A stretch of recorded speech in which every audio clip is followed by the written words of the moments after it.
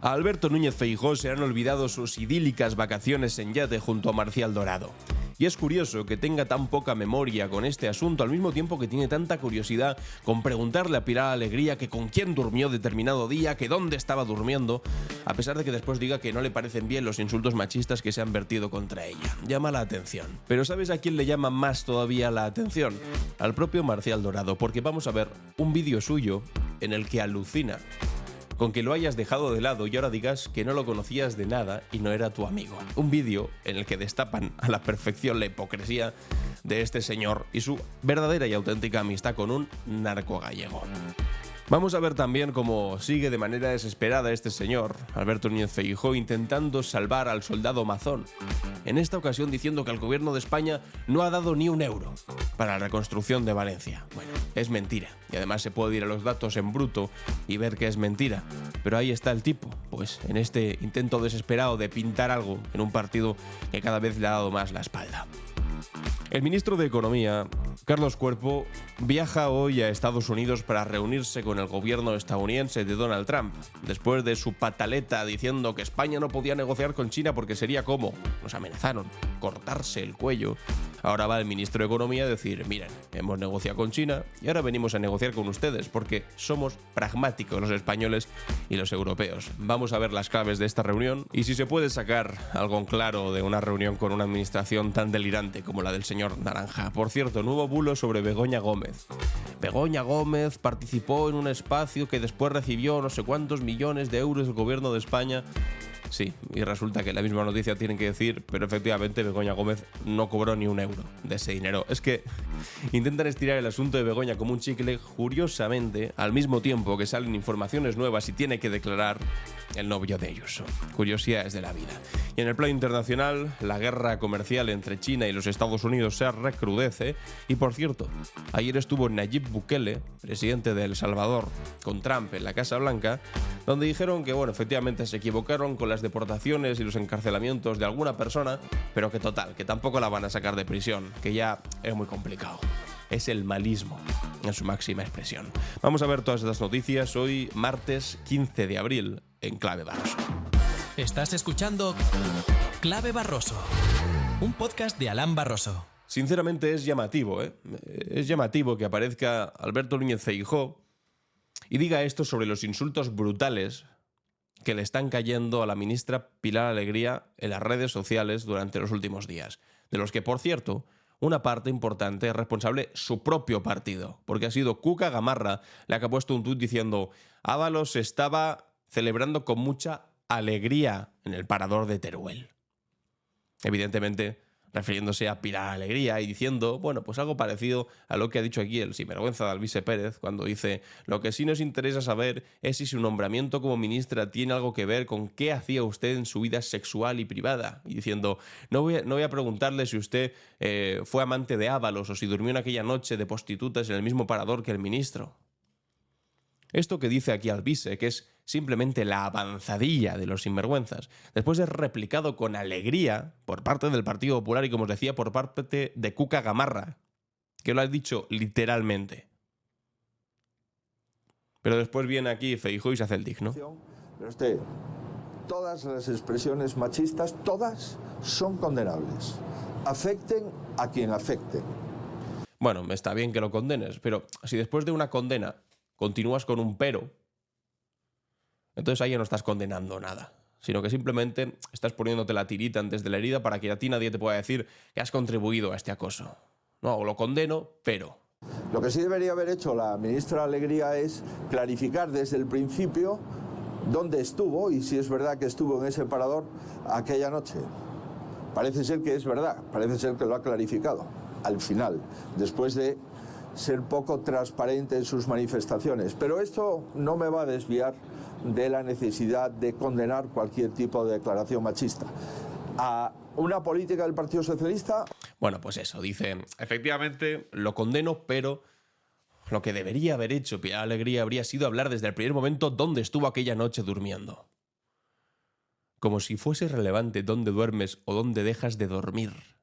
Como si fuese relevante si estaba durmiendo en el mismo sitio que dormía Ábalos y a saber lo que estaba haciendo Ábalos en su habitación. Porque esto qué quiere decir, que si yo hubiese estado durmiendo esa noche también en el parador, yo podría haber sido potencialmente culpable de lo que hiciese Ábalos en su habitación. Que además todavía ni siquiera han conseguido demostrar qué es lo que hizo Ábalos en su habitación, porque dice la destrozó, invitó a prostitutas, no sé qué. Bueno, el último comunicado de Paradores ha dicho que no pueden confirmar eso. Entonces, son todo especulaciones. Entonces, sobre las especulaciones, lo que hacen desde el Partido Popular es pedir explicaciones sobre dónde dormía una ministra un determinado día. Y todo esto al mismo tiempo que son incapaces de preguntarle dónde estaba el señor Mazón mientras la gente se ahogaba en las calles.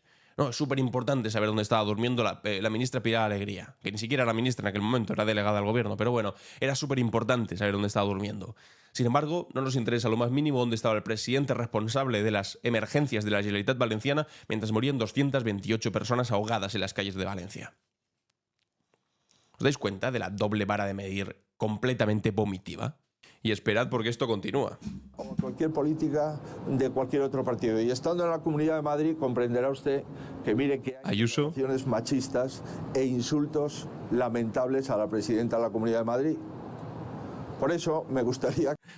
Atención, mucha atención a este señor de aquí detrás, que es Alfonso Serrano, el número de Isabel Díaz Ayuso, que está ahí detrás de Feijóo como una especie de comisario político, encargado de, en el caso de que Feijóo no diga algo sobre Isabel Díaz Ayuso, decir, Ayuso, ¿por qué no hablas de Ayuso? Lo tienen ahí vigilando. No vaya a ser que, hablando de Pilar Alegría y de las barbaridades que están diciendo sobre ella, zorra, come pollas, bla, bla, bla, aquí Alvise Pérez, que es eurodiputado, un tipo que trabajó para Vox y que trabajó para el Partido Popular, diciendo este tipo de barbaridades, insinuando que si era amante de Ábalos y gilipolleces, asquerosidades de estas características, y ahora dicen, no, pero claro, aquí... de quien hay que preocuparse es de Isabel Díaz Ayuso. Que alguna vez algún dirigente del Partido Socialista... Y está ahí detrás Alfonso Serrano haciendo como sí, efectivamente, eso es lo que tenías que decir. Estarás un día más al frente del Partido Popular, no te mataremos todavía. Condenas, igual que yo, cualquier tipo de declaración machista que afecte a una ministra del Partido Socialista o una presidenta de una comunidad del Partido Popular. Bueno, pues de la manga se ha sacado que aquí la verdadera afectada del asunto, como siempre, es Isabel Díaz Ayuso. Es que te tienes que reír. Llaman come pollas a Pilar Alegría y la que está afectada realmente es Isabel Díaz Ayuso. ¿Me podríais decir un eurodiputado que haya llamado esa palabra o zorra a la presidenta de la Comunidad de Madrid? O alguien que después de condenar que se le llamase eso dijese, bueno, sí, pero lo que debería hacer, pero claro, como ha hecho lo de las residencias, entonces se lo merece que se lo digan. ¿A que no? Pues entonces, ¿por qué se inventan esta basura de no, es que el Partido Socialista debería condenarlo? Pero sobre todo lo llamativo, amigos y amigas, y os decía lo de Marcial Dorado al principio, es que sea tan valiente y tan curioso a la hora de preguntar con quién dormías, con quién dejabas de dormir. Y claro, resulta que aquí, atención a lo que dice el periodista del diario.es, José Precedo, se lo preguntamos y nunca logramos que nos explicase quién pagó los viajes a Andorra, Portugal, Ibiza y picos de Europa o las travesías en yate junto a Marcial Dorado. Pero Feijóo pide ahora a Pilar Alegría que explique dónde y con quién durmió un día concreto de hace años. ¿Con quién dormías? Bueno, pues vamos a escuchar a Marcial Dorado diciendo, hombre, pues amistad sí que había. Otra cosa es que ahora pase de mí y eso me duele. Lo dice Marcial Dorado en un programa que hizo Jordi Évole. También es importante señalar que entre el señor Dorado y yo no hay... Yo me consideraba amigo, una amistad. Ni una amistad estrecha... Si duermes en mi casa, si mi mujer te hace el desayuno... Ni ancha. Eso ni es estrecha, ni es ancha, ni es cónica, ni es cuadrada. Duele, claro. Si duermes en mi casa, si mi mujer te hace el desayuno, eso no es amistad, ni estrecha ni ancha. Es que eso es evidentemente, o sea, no lo haces con cualquiera. Tú no vas por la calle y dices a uno, venga, súbete a dormir a mi casa y te hacemos el desayuno mañana por la mañana. Eso lo haces con un amigo. Evidentemente. Y esto no es un vídeo que se hiciese preparado después para las elecciones, no, es un vídeo del 2020. Del 2020. Cuando era todavía presidente de Galicia. O sea, que no había como un interés para acabar con él como presidente del Partido Popular, ¿no? Y lo dijo en aquel momento, de hecho, no ha vuelto a hablar demasiado Marcial Dorado sobre este asunto. No sé si se habrá reunido con él alguien del Partido Popular, le habrán ofrecido alguna cosa. Pues que lo decía claramente. Si eso no será amistad, si eso no será amigo. ¿Dónde dormías? ¿Y quién te hacía el desayuno? Es que es tremendo. Hay más, ¿eh? Marcial Dorado es un narco gallego condenado por blanqueo de capitales y por narcotráfico. Núñez Feijóo y Dorado forjaron en los 90 una estrecha amistad que los llevó a viajar juntos a Ibiza, Canarias, Picos de Europa o Portugal. Además, hubo fiestas, fines de semana en las mansiones del narco y salidas a navegar en su yate. Feijóo ha sostenido siempre que esa amistad no le costó ni un voto en Galicia. La pregunta es, ¿España merece ser presidida por una persona con semejantes relaciones con un narcotraficante? Me dijeron que no. Yo recuerdo que había nieve, parece ser que eran los Picos de Europa. Recuerdo que había nieve. Pues dijo, no, es que yo no sabía que se dedicaba a ese tipo de negocios. Porque no había Google en aquella época, llegó a decir Feijóo, ¿os acordáis? No, solo faltaría que necesitases Google para saber quién era Marcial Dorado, cuando todas las madres que protestaban todos los días por gente como Marcial Dorado sabían perfectamente quién era. Lo sabían todas las madres gallegas que protestaban de esa manera y no lo sabías tú porque no tenías Google en esa época, ¿no? Que es espectacular. Hay más. Entre el señor Dorado y yo no hay ni una amistad estrecha ni ancha. Y aquí están todas las fotografías, que no son una ni dos, son 3 fotografías. Relación directa. Es muy fácil no decir la verdad. Es muy fácil no decir la verdad. Y hablando de no decir la verdad, mucha atención porque Feijóo ayer estuvo sembrado. La verdad que no se conformó con una sola mentira, sino que además se metió también en el doloroso tema de la Dana. Se estaba hablando antes de la diferencia entre Alegría y Mazón. Bueno, pues atención al momento de Feijóo, diciendo que no han llegado el dinero del rescate para los afectados de la Dana. Tengo una constatación de hechos.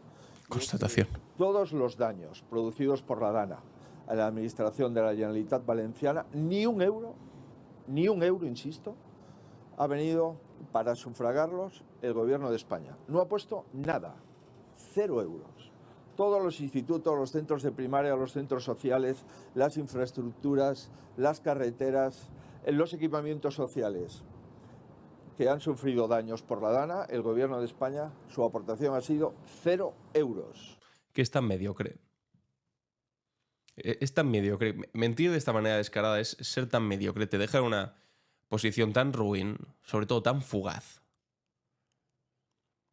Vaya construcción triste del personaje político. Óscar Puente le ha contestado, y a ese mismo tuit dice 5.006 millones, para ser exactos. Y pone aquí los datos, ayudas, importe total abonado 5.006 millones de euros. Que se dice pronto. 5.000 millones. No se ha abonado absolutamente nada. Abonado ya 5.000 millones. Bueno, en fin, pues que lo siga repitiendo. De manera desesperada para intentar decir que no, aquí el culpable de todo es el gobierno central, Pedro Sánchez, bla, bla, bla. A Carlos Mazón ni le miréis, por favor. Que por cierto, Carlos Mazón, ahora que ya está declarando, ha declarado la llegada del gobierno Pilar Bernabé, ha declarado la exconsejera Salomé Pradas, diciendo que no tenía ni idea de lanzar las alertas, que uno de los altos cargos que estaban ahí presentes contestó a los problemas que estaba viendo con un jope, que la mayor parte de ellos lo que estaban haciendo era intentar salvar a su gente, o amigos que le hablaban, mira, tengo un problema mental, ¿me podrías ayudar? Sí, no sé qué. Que ignoraron deliberadamente las decenas de miles de llamadas al 112. Todas estas cosas que están sabiendo en los juzgados, al final, o sea, solamente se van a solucionar en el momento en el que declare el señor Mazón. Y no va a declarar hasta que lo imputen, porque le han ofrecido declarar de manera voluntaria, evidentemente ha dicho que no. Y tendrá que ser imputado, pero por el Tribunal Superior de Justicia. No puede imputarle a la jueza de Catarrocha. Pero llegará el momento en el que tenga que hablar. Porque si había una irresponsable al frente de emergencias, si había un irresponsable al frente de cada uno de los departamentos que no sabían qué es lo que tenían que hacer, eso no es responsabilidad del mal tiempo. No es una cosa que ocurre de casualidad, ¿no? Eso es responsabilidad de quien con su dedo gordo dice, tú aquí. Y si tú dices tú aquí, cuando pones a una persona que no tiene ni idea de emergencias y la pones a liderar un departamento de emergencias, el responsable, evidentemente, es quien acepta ese trabajo sin saber, pero en segundo lugar, y sobre todo, el responsable es quien ha puesto ahí a alguien que no sabe.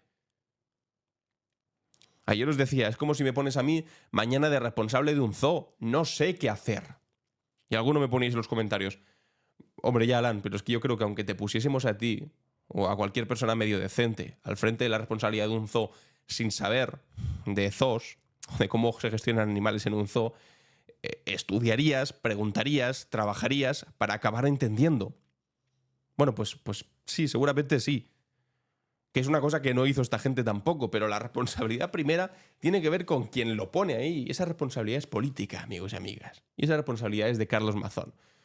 Y por eso está, pues bueno, siempre, eterna, forma desesperada, intento desesperado de intentar esquivar la responsabilidad de Mazón y decir, no, es que el gobierno no paga, no sé qué. ¿Os acordáis como cuando el presidente de la Generalitat dijo, el gobierno de España envía 20 millones de euros a Gaza y no ha enviado ni uno a Valencia?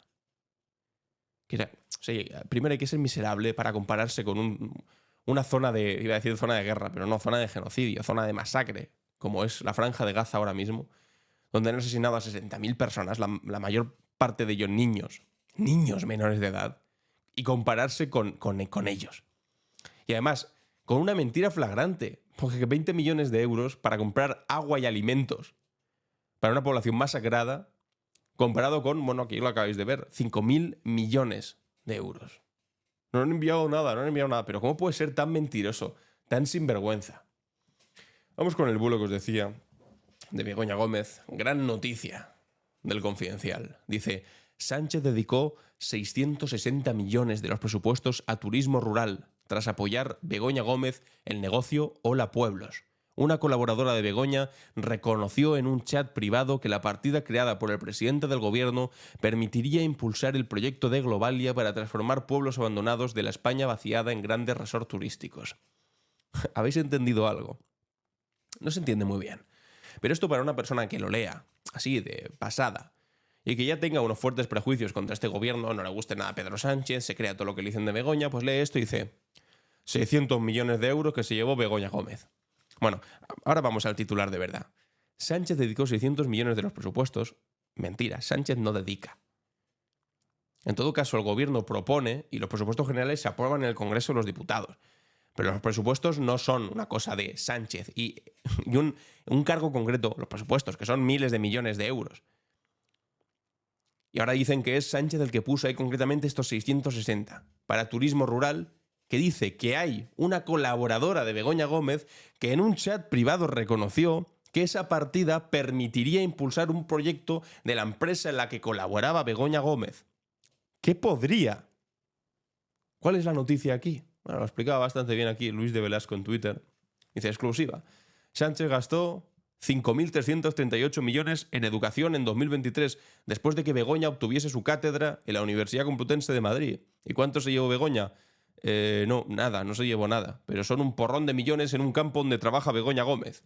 No me jodas la exclusiva. Es que es eso. Es como, claro, se gastó 5.000 millones en educación y Begoña Gómez trabajaba en la Universidad Complutense y por lo tanto, eso es que le dio dinero a Begoña Gómez.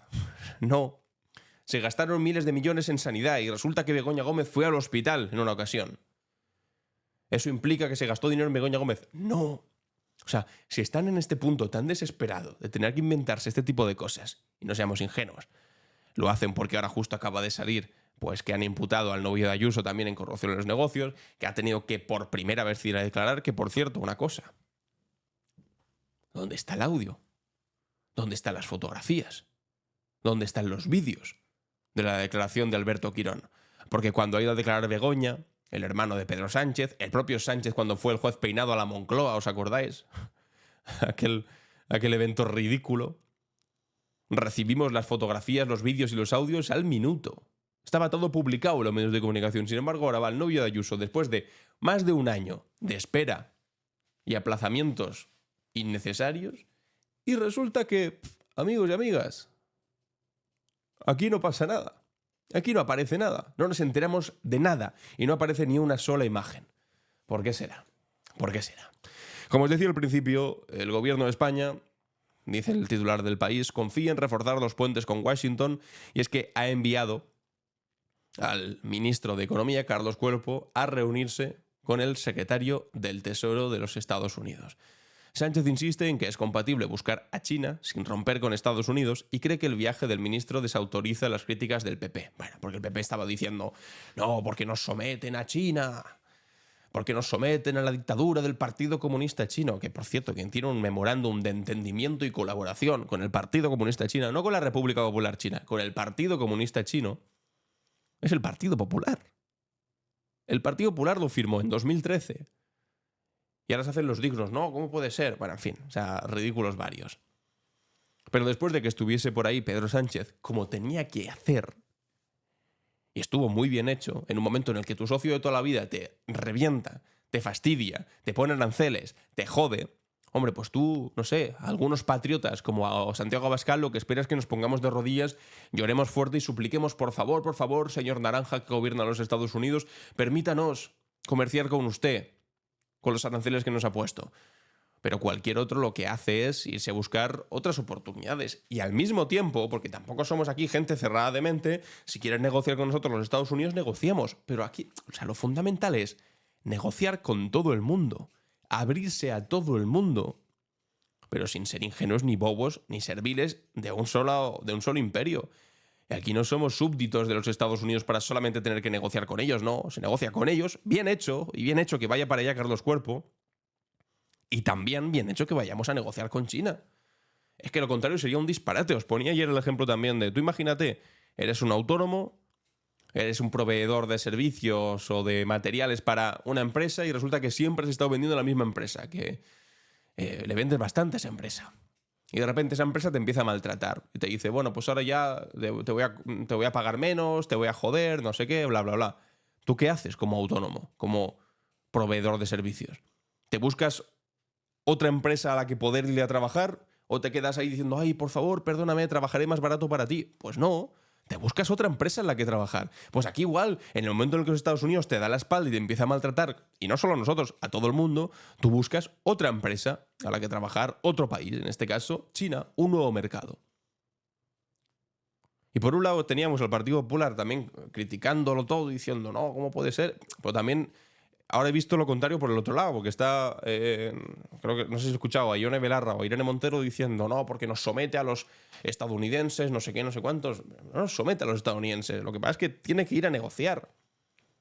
Tiene que ir a negociar con todo el mundo. Otra cosa después es que si los Estados Unidos de repente nos meten un acuerdo jodidísimo y el gobierno de España lo acepta, ojo, ahí yo seré el primero que critique también a Pedro Sánchez, al Partido Socialista y a quien nos haya metido en un acuerdo completamente desigual. Por supuesto, bueno, un acuerdo completamente desigual como el que nos llevan metiendo en los últimos 40 años. Y con bases militares de los Estados Unidos incluidas en nuestro país, que del OTAN de entrada no a lo que tenemos ahora hay un trecho, evidentemente.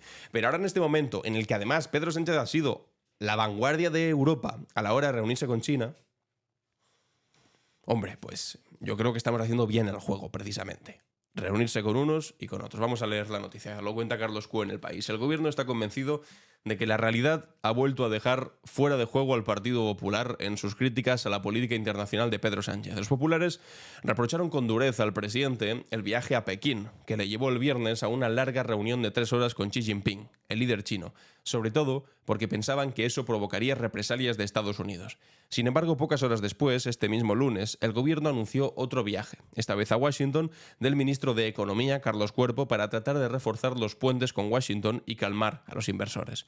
El ministro visita al secretario del Tesoro de Estados Unidos, Scott Bessent, que este es el mismo que, bueno, pues lo pone aquí, precisamente el miembro de la administración de Trump que criticó el acercamiento de Sánchez a China y dijo, puedo decir al resto del mundo que no estoy seguro de si el primer ministro Sánchez o el ministro de Economía de España, Carlos Cuerpo, hicieron algunos comentarios esta mañana en el sentido de que todos deberíamos alinearnos más con China. Eso sería cortarse su propia garganta. Esta barbaridad dijo de nosotros este hombre. Por eso, el viaje de Cuerpo demostraría, según el gobierno, que las cosas no están tan mal entre Madrid y Washington como piensa el Partido Popular. Bueno, las cosas sí están mal entre Madrid y Washington. Las cosas están mal no entre Madrid y Washington, entre Washington y el mundo en general. Porque esta guerra del Irán de la que nos ha metido a todo el mundo de aranceles, los Estados Unidos y su presidente errático que un día te dice una cosa y al día siguiente la contraria, no es culpa nuestra. Lo que hacemos nosotros, como un país pequeño que somos económicamente respecto a las grandes potencias como los Estados Unidos y China, es negociar con todo el mundo como debemos hacer, como tenemos que hacer y como sería irresponsable que no hiciésemos. Bueno, veremos qué es lo que hablan Y veremos si son tan valientes también para esas mismas amenazas que nos hicieron de si habláis con China sería como cortarse el cuello, decírslas delante del ministro de Economía. Aunque también os digo, viendo cómo trataron a Zelensky en aquella reunión con J.D. Vance y con Trump, humillándolo delante de todo el mundo, no me extrañaría lo más mínimo que nos hiciese lo mismo a los españoles para intentar darnos como una especie de represalia por esta reunión que les debió escocer mucho de Pedro Sánchez con Xi Jinping, de 3 horas, amigos. Y además tenía que durar 2 horas y los chinos con lo cuadriculados que son con las agendas y los cerrados, fue extraño que estuviesen todavía 1 hora más. O sea, que se la tomaron muy en serio, porque además Sánchez no iba simplemente como representante del gobierno de España, sino que iba también como punta de lanza de los gobiernos europeos para encontrar nuevos mercados y nuevos proyectos de colaboración con la potencia que ahora parece más emergente. Ahora vamos con un poco más de China y los Estados Unidos, porque vamos a tratar algo más en la clave internacional, pero antes os quería enseñar esto, que no lo acabo de ver ahora y no puedo evitar comentarlo. Resulta que este tipo de aquí es un tipo pues un tanto resentido, que imagino que le enfada cualquier cosa que diga el Partido Socialista, y dice: ¿dónde está la felicitación de esta gente a los millones de españoles católicos que celebran hoy el inicio de la Semana Santa, al igual que hicieron con el Ramadán? No hay mejor reflejo de los intereses para los que trabajan. Y comparte aquí un tuit del PSOE de Madrid, donde dicen: desde el PSOE de Madrid queremos felicitar a la comunidad musulmana de Madrid en el inicio del Ramadán, un mes de espiritualidad, solidaridad y convivencia. Bueno, en fin, esto le enfada mucho, porque dice: felicitan el Ramadán, pero no felicitan, quedaos con esto, felicitan el inicio de la Semana Santa a todos los millones de católicos. Claro, resulta que aquí, esta cuenta de Twitter, Alex Politics, le contesta: pero aclárate, Unai. Y es que resulta que esta misma persona estaba diciendo: al siguiente subnormal que me felicite la Semana Santa, le suelto un soplamocos. Y le dicen: tonterías las justas. La muerte de Cristo no es ninguna festividad que celebrar. Quien quiera vivir en su ignorancia, que lo haga. Pero por respeto a los demás, que se calle la boca. Entonces, ¿en qué quedamos? ¿En que te enfada que feliciten a los musulmanes y que no te feliciten a ti como católico el inicio de la Semana Santa? ¿O que felicitar la Semana Santa es ignorante y al siguiente es normal que te lo felicite y le suelte un soplamocos? Es que esta gente es alucinante, es que se contradicen a sí mismos constantemente. Bueno, en fin, amigos, ¿qué vamos a hacer? ¿Qué vamos a hacer con esta gente? Lo que vamos a hacer es pasar a la clave internacional. ¿Qué pasa en el mundo? La clave internacional. Y vamos a empezar con una chorrada, que hablando de los Estados Unidos tampoco sorprende, pero este aquí estáis viendo es Jeff Bezos. Y resulta que en una de sus cápsulas espaciales ha subido al espacio la cantante estadounidense Katy Perry. En fin, o sea, que estaba ahí un par de minutos volando por el espacio. Eso ha costado pues decenas de millones de dólares. Esta es la nueva vida de exploración espacial de los ultramillonarios. Este usuario de Twitter estadounidense decía: llamadme pesimista, pero estoy harto de los milmillonarios del espacio, de la mierda de los millonarios del espacio, cuando la gente se está muriendo de hambre y sin casa en el suelo, en la tierra. Da una sensación de los Juegos del Hambre. Esto de la película esta distópica, la saga de libros distópica de los Juegos del Hambre. Y es verdad, porque la exploración espacial, hubo una época en la que era un esfuerzo nacional de países que enviaban a gente al espacio y hacían investigación científica en el espacio, pues por una cuestión que tenía que ver con la expansión de los límites y las fronteras de la humanidad. La primera persona que estuvo en el espacio fue un hijo de la clase obrera soviética. O sea, era una persona que no era multimillonaria. Yuri Gagarin no era un multimillonario que lo pusieron ahí, no, era un hijo de una familia humilde que acabó siendo, eso es la verdadera meritocracia, el primer hombre que salió fuera de la Tierra, al espacio. Con la primera mujer exactamente lo mismo, que fue Valentina Tereshkova.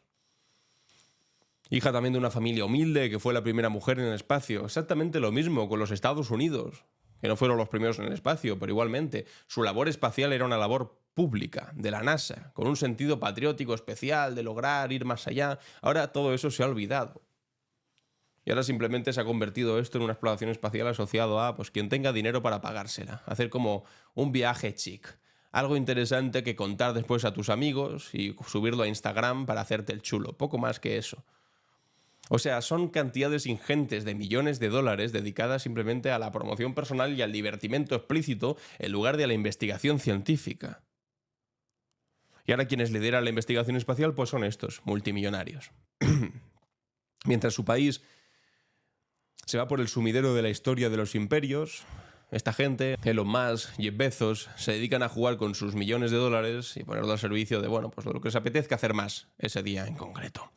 Por cierto, el gobierno de los Estados Unidos acaba de congelarle 2.200 millones de dólares en subvenciones a Harvard, a la universidad, a Harvard, porque dicen que les han hecho un plante muy feo. ¿En qué consiste ese plante? Bueno, pues atención. A diferencia de Colombia, que accedió a la primera andanada de exigencias de la administración republicana para recuperar la financiación federal, la Universidad de Harvard se ha plantado este lunes ante las demandas de la Casa Blanca. Y eso que se juega mucho más que su par, que la Universidad de Columbia, en el pulso. La institución de Cambridge, Massachusetts, puede ver congelados 9.000 millones de dólares en subvenciones y contratos federales, ojo a esto, si no se pliega a las imposiciones de Washington. Pocas horas después del plante de Harvard, el gobierno ha cumplido su amenaza y ha congelado 2.200 millones de dólares en subvenciones plurianuales y un contrato de 60 millones según... O sea, estos son dinero para la investigación universitaria.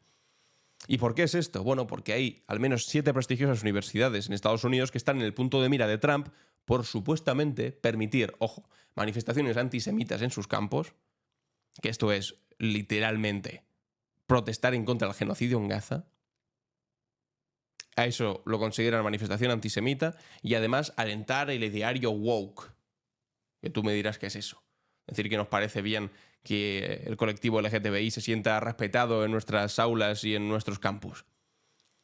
Pues por esa forma ideológica ridícula de estar acomplejado en el mundo que tiene esta extrema derecha estadounidense, de no puedes ser woke y no puedes criticar lo que hace Israel, resulta que están capaces hasta de cargar contra sus centros punteros de creación, de investigación científica, humanitaria, y cargárselo literalmente, una de las instituciones universitarias más prestigiosas del mundo, en el punto de mira, porque no se quiere amoldar a lo que el gobierno de los Estados Unidos le obliga a amoldarse.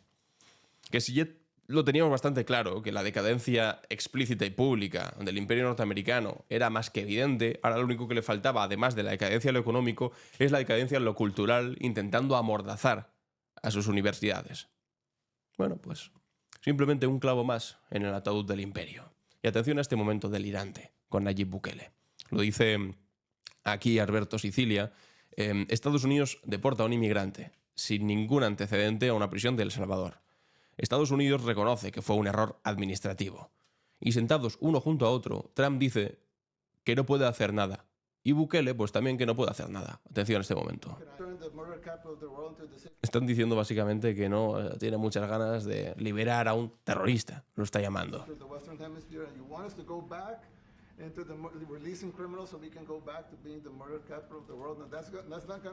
Dice, nos estás pidiendo que liberemos a terroristas y que volvamos a ser la capital del asesinato del mundo. Y Trump dice, a ellos les encanta tener a un criminal liberado. Es que no están hablando de un criminal, están hablando de una persona que ha sido encerrada de manera inocente sin tener ni un solo antecedente.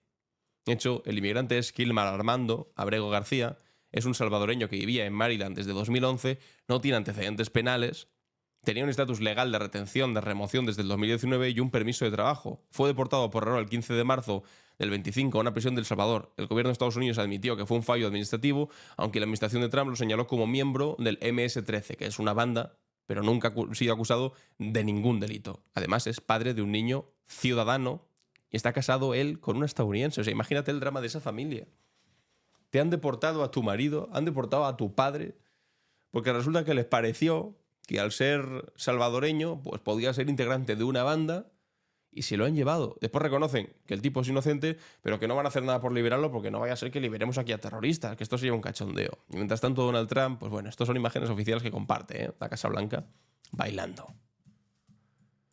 Lo comparten y ponen el baile legendario de Trump en la UFC 314. ¿Que esto qué es? Esto yo creo que es una liga en la que se pegan de hostias, básicamente. Es que es todo tan decadente. Parece una película distópica. Y bueno, y mientras tanto los chinos pues están cansando un poco de las faltas de respeto de Donald Trump y están empezando a hacer vídeos como este. Le robaron fácilmente y les agradecieron. Es una tragedia, es una estafa. Por eso estoy diciendo esto ahora. Estadounidenses no necesitan un arancel, necesitan una revolución. Por décadas su gobierno y oligarcas movieron sus trabajos a China. No fue por diplomacia ni por paz, pero para explotar la mano de obra barata que teníamos. Y en el proceso abandonaron a su clase media, destruyeron su clase trabajadora y les dijeron que estuvieran orgullosos, mientras hipotecaban el futuro de ustedes. Y sí, China ganó dinero, pero nosotros lo usamos para construir caminos, sacar millones de la pobreza, financiar el seguro de la salud, aumentar los estándares de vida. Nosotros reinvertimos en nuestra gente. Mi familia también se benefició. ¿Qué hicieron sus oligarcas? Se compraron yates, aviones privados, mansiones con canchas de golf, como la de Trump. Manipularon mercados, evadieron impuestos, derrocharon millones en guerras eternas. Y ustedes se quedaron con los sueldos estancados. Costos de hogares cada vez peores. Dopamina barata, deuda. Y una bandera para ondear que probablemente fue Made in China, mientras siguen golpeando los bolsillos de ustedes.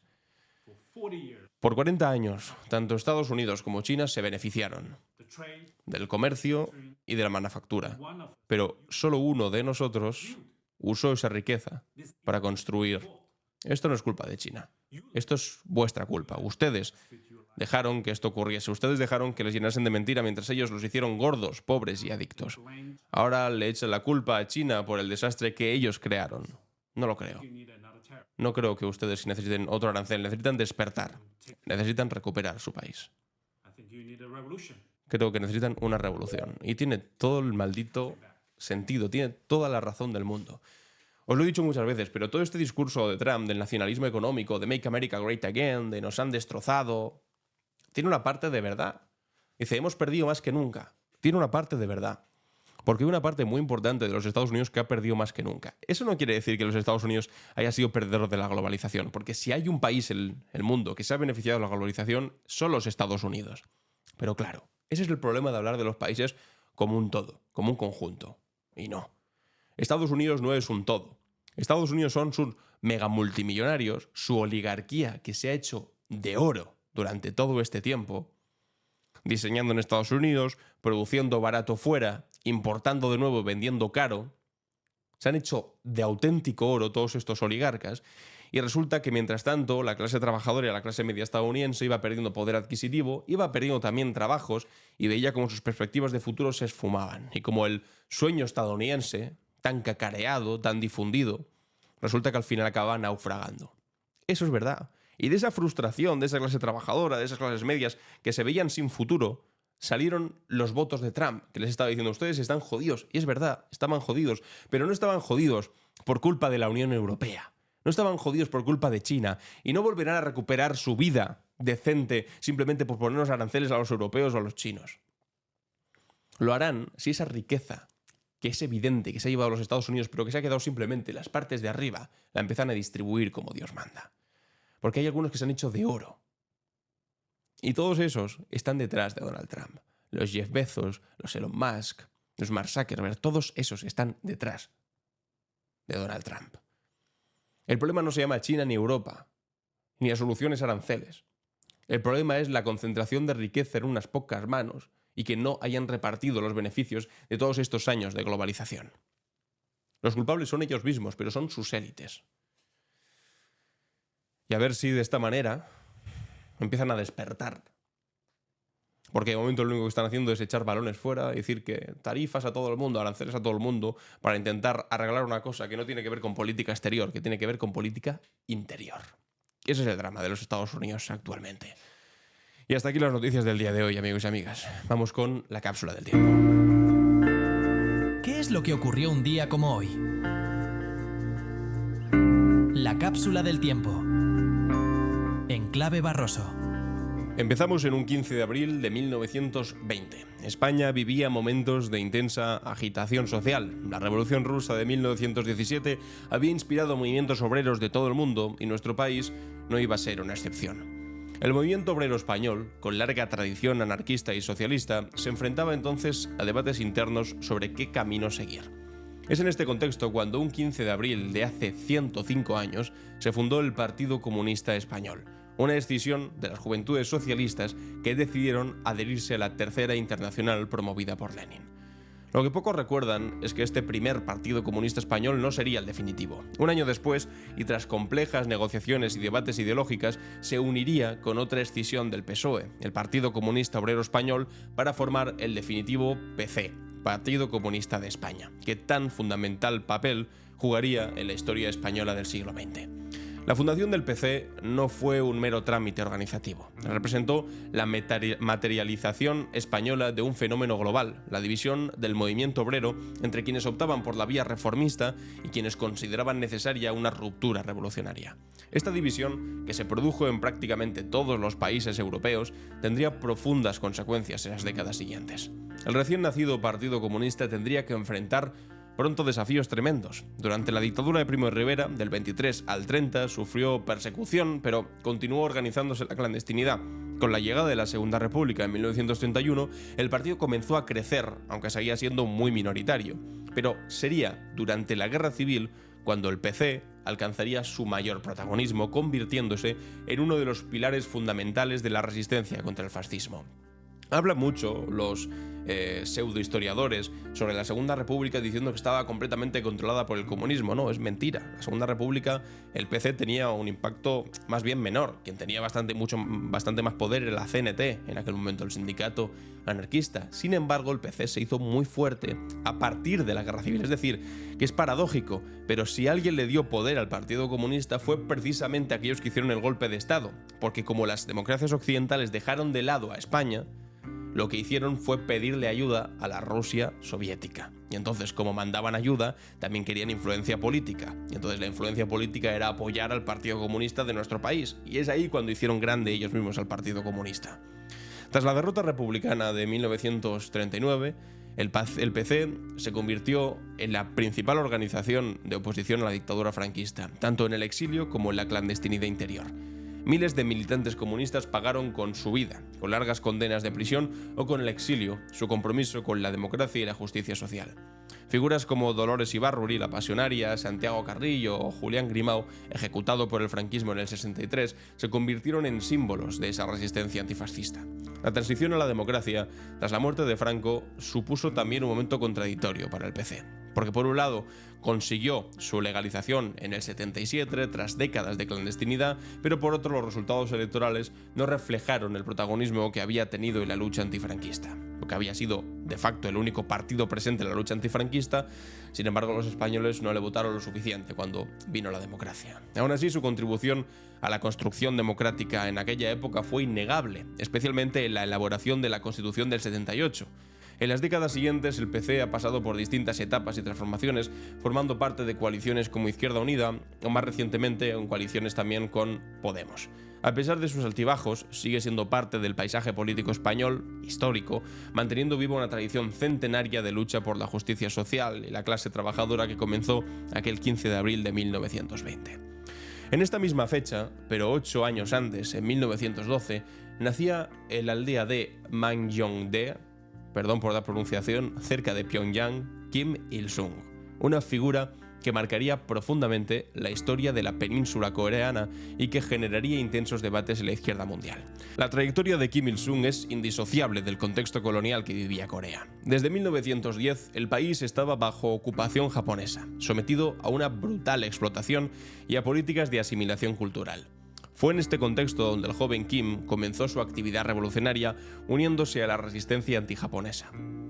A los 17 años, Kim fue encarcelado por sus actividades contra la ocupación.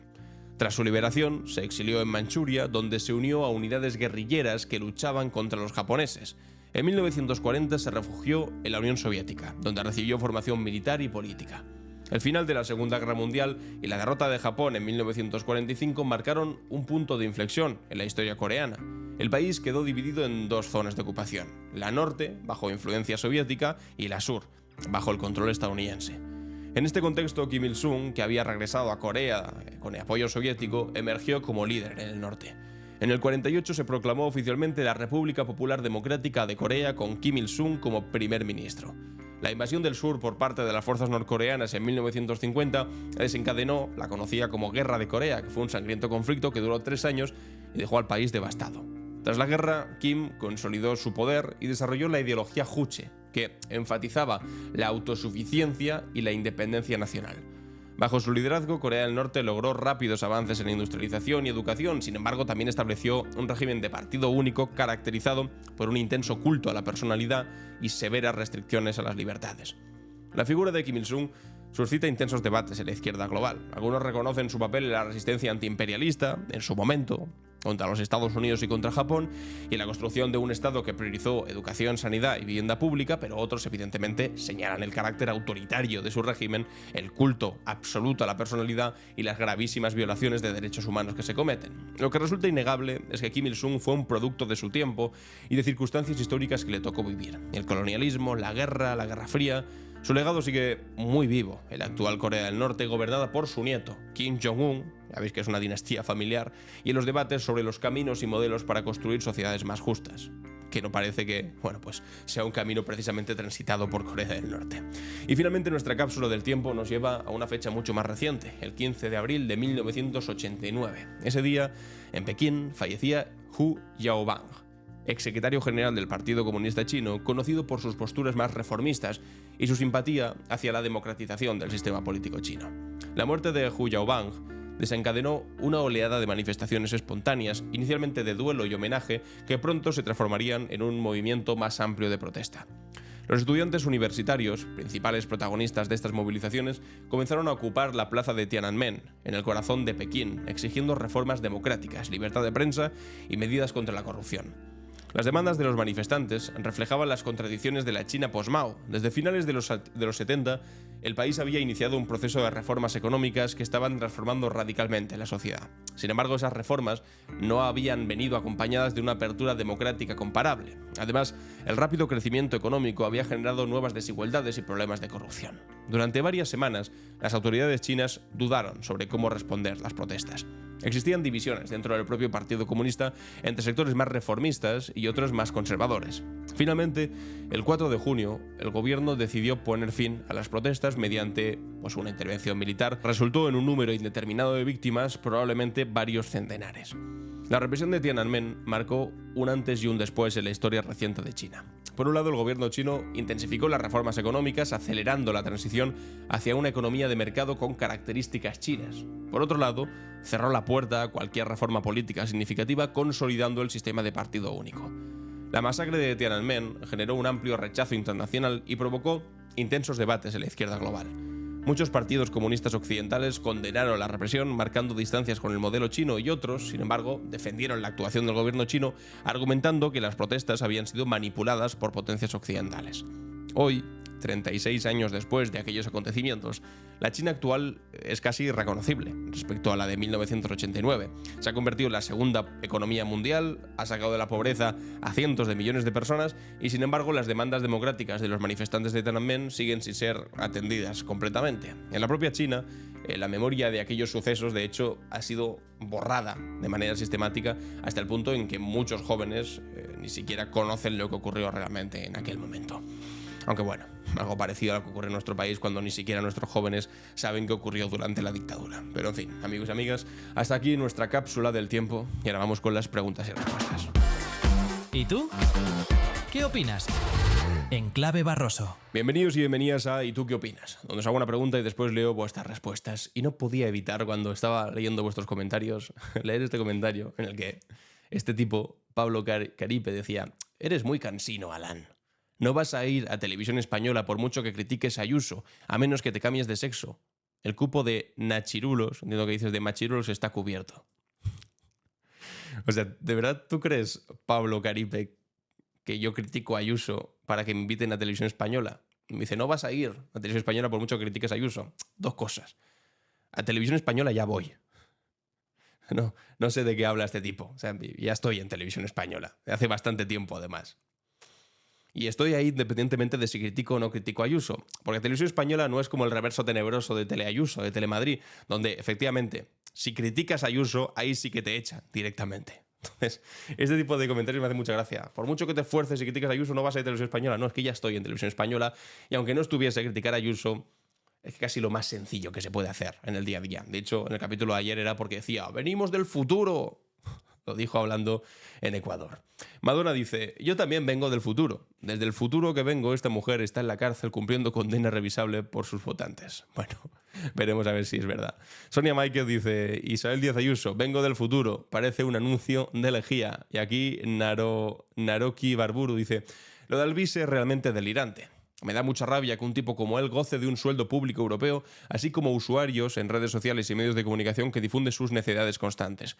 Debería haber una respuesta contundente desde la justicia. Muchas gracias por tu trabajo, Lan, y vive la República. Vive la República, que ayer era 14 de abril. Y quería terminar con otro mensaje de un tipo pues, un tanto enfadado, Médula, que dice, otro día, no ya que ignoras a Podemos, sino ya metiéndote de nuevo con ellos. El día que cualquiera de los que defiendes cada día le llegue a la suela de los zapatos a Pablo Iglesias, me avisas. Ahora resulta que hacer un crowdfunding está mal. Entonces, dos cosas también aquí. Para empezar, yo ayer no hablé de Podemos. Hablé de Pablo Iglesias y del asunto este del crowdfunding, que ahora si quieres hablo de ello. Que tú consideres que hablar de Pablo Iglesias o criticar algo de Pablo Iglesias es meterte con Podemos, pues bueno, yo creo que está bastante errado porque hace ya bastante tiempo que Pablo Iglesias dejó de ser parte de Podemos. Exactamente igual que ahora si critico a Felipe González, cosa que evidentemente hago, no quiere decir que esté criticando al PSOE ni al gobierno. Eso para empezar. Y para continuar, de verdad que me parece llamativo que no pueda ni emitir una crítica, y ni siquiera Podemos, sino a lo que ha hecho Pablo Iglesias, diciendo o utilizando la lucha antifascista, diciendo, para luchar contra el fascismo, donadme en esta cuenta para abrir un bar más grande. Que me puede parecer mal, amigos y amigas, igual que critiqué ayer a la señora Manuela Carmena, puedo criticar también a Pablo Iglesias, pero la cosa es que cuando critico al Partido Socialista porque se equivocan con cosas, bueno, antes hablé de la OTAN, de las bases fuera, etcétera, etcétera, nadie dice nada, dice, vale, pues es una crítica, tienes que aceptar las críticas. Cuando critico a Manuela Carmena, también acepta las críticas. Sin embargo, como critique algo de Pablo Iglesias, empiezan a decir muchos, porque no ha sido el único. No, porque te metes con Podemos, no sé qué, por Dios. Toleremos un poquito mejor la crítica.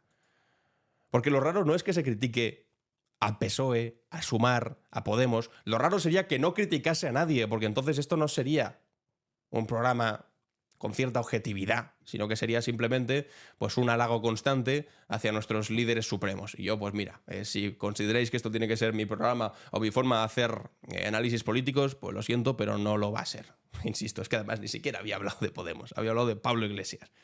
Que los confundáis es otra cosa, que tiene que ver con otros asuntos, seguramente. En fin, amigos y amigas, por lo demás, muchas gracias por estar aquí. Para mañana, no me olvido. La pregunta me gustaría que tuviese que ver con, pues bueno, Marcial Dorado, ¿no? De repente se ha olvidado el señor Feijóo y también, pues, este nuevo intento de salvar al soldado Mazón, las barbaridades que están diciendo sobre la ministra Pilar Alegría y el bulo sobre Begoña Gómez. Oh, un gran dinero dedicado a la señora Begoña Gómez. Tanto lamentable, un tanto triste. Ya sabéis, una R, 2 puntos y vuestra respuesta. Y mañana lo vemos. Y hasta aquí el capítulo de hoy, martes 15 de abril. Yo soy Alan Barroso y esto ha sido Clave Barroso.